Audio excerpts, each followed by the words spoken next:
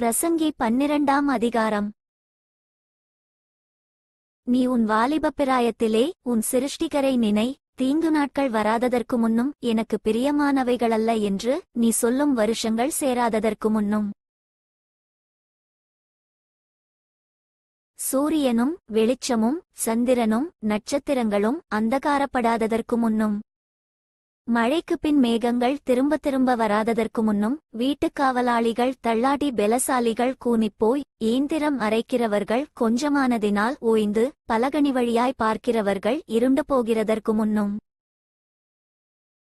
ஏந்திர சத்தம் தாழ்ந்ததினால் தெருவாசலின் கதவுகள் அடைபட்டு, குருவியின் சத்தத்துக்கும் எழுந்திருக்க வேண்டியதாகி, கீதவாத்திய கன்னிகைகளெல்லாம் அடங்கிப்போகாததற்கு முன்னும்.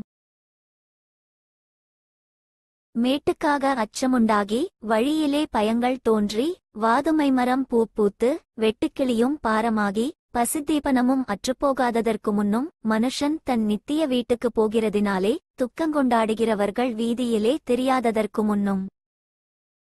வெள்ளிக்கயிறு கட்டுவிட்டு பொற்கிண்ணி நசுங்கி, ஊற்றின் அருகே சால் உடைந்து, துறவண்டையில் உருளை நொறுங்கி. இவ்விதமாய் மண்ணானது தான் முன்னிருந்த பூமிக்கு திரும்பி, ஆவி தன்னை தந்த தேவனிடத்திற்கு மறுபடியும் போகாததற்கு முன்னும் அவரை உன் வாலிபப் பிராயத்திலே நினை. மாயை மாயை, எல்லாம் மாயை என்று பிரசங்கி சொல்லுகிறான்.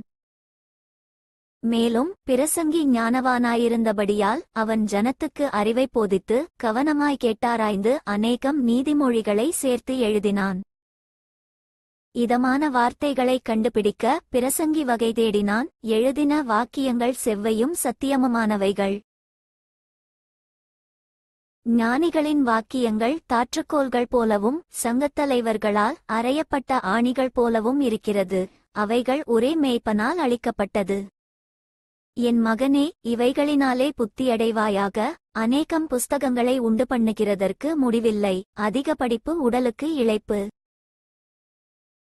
காரியத்தின் கடைத்தொகையை கேட்போமாக. தேவனுக்கு பயந்து அவர் கற்பனைகளை கைக்கொள். எல்லா மனுஷர் மேலும் விழுந்த கடமை இதுவே.